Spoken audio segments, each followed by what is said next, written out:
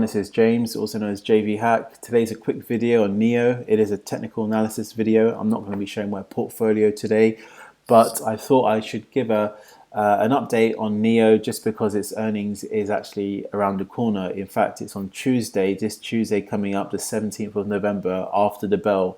And it's going to be very interesting to see how the stock reacts to its earnings, especially as we've seen companies reporting amazing results and yet the stock suddenly falls or just does nothing.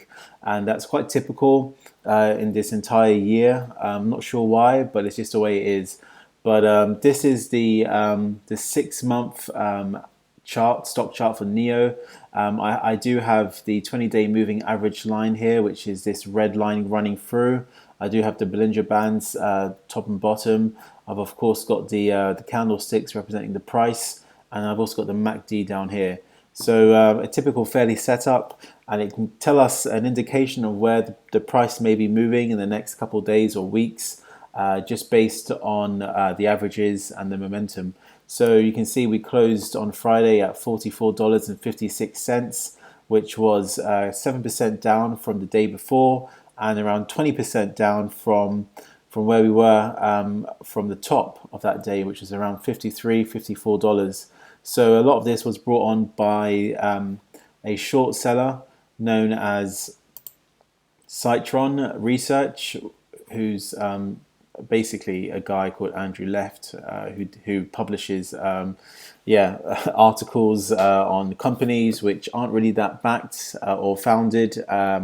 He kind of made some skeptical, unfounded claims about Tesla reducing its price on its Model Y, which hasn't actually been confirmed.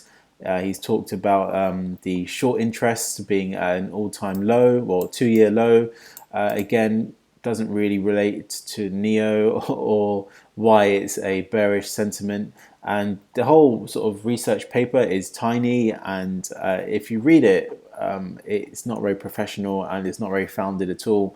So a lot of investors are sort of like not taking this, not really looking at this as a true reflection on NEO and where it's heading.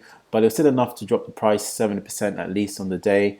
The reason I have the moving day average, 20-day moving day average here, represented by this red line, is just to indicate sort of the historical trends, what's happened every time the stock price has touched it. So you can see back, for example, back in July when the stock suddenly touched the moving day average, so it fell back to around $6 here.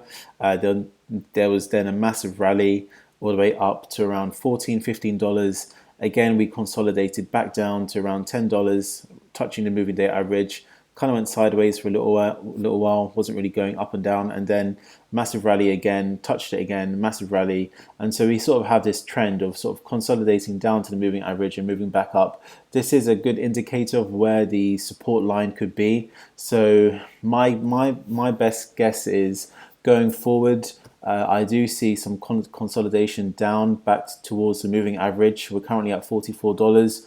I'm not saying that NEO is going to go down to $34, $35, but I do see it going to around the 40-ish level. And there will either see either a massive breakout or possibly dip further down. But I do see the ultimate bottom being around 35 in the short term, and sort of the average midpoint to be around the 40s. So my recommendation for NEO currently is a hold. If you haven't bought NEO as yet, I would definitely recommend waiting a couple days, possibly even after Q3, to see where the price moves. I do feel that there'll be a good buying opportunity around the 40 level. You could do what I do, which is I sort of swing trade NEO, but I also have a long-term position in NEO, and I sort of dollar cost average. So when I did see this drop on Friday, I did buy a position, and if it drops even further, which I think it will, I'll be buying some more just to average down. But even looking at the MACD as well, we can see the signal line and the MACD met, again indicating a bullish sentiment. They are quite wide apart and they may cross again, which would indicate a divergence back down.